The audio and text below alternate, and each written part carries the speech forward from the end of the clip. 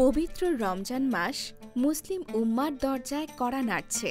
আর কয়দিন পরেই মহান আল্লাহ তাআলার রহমত, বরকত, মাগফিরাত, নাজাত সহ অনেক কল্যাণের মাস রমজানুল মুবারক শুরু হবে।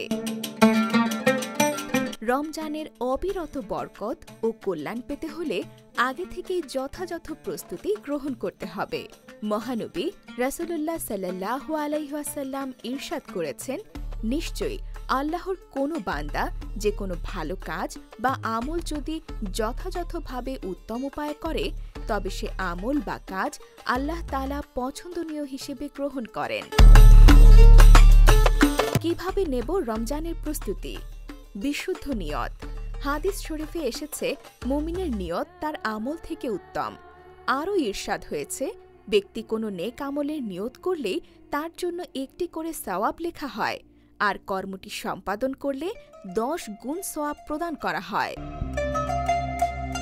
তওবা ইস্তেগফার করা। রমজানের আগের সব গুনাহ থেকে তওবা ইস্তেগফার করতে হবে।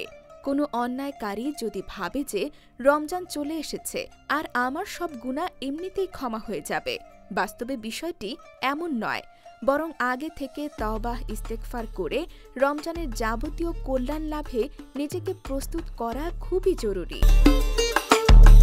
দোয়া করা। হাদিস শরীফে এসেছে, দোয়া ঈমানদারের হাতিয়ার। রমজানের আমলগুলো সম্পূর্ণ করার জন্য আল্লাহ পাকের দরবারে তাওফিক প্রার্থনা করা একান্ত জরুরি। রমজানের সব উপকারিতা স্মরণ করা।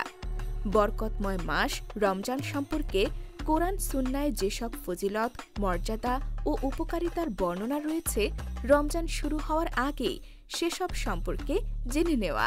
সেসব উপকার পেতে কোরআন সুন্নার দিক নির্দেশনাগুলো মেনে চলার প্রস্তুতি নেওয়া।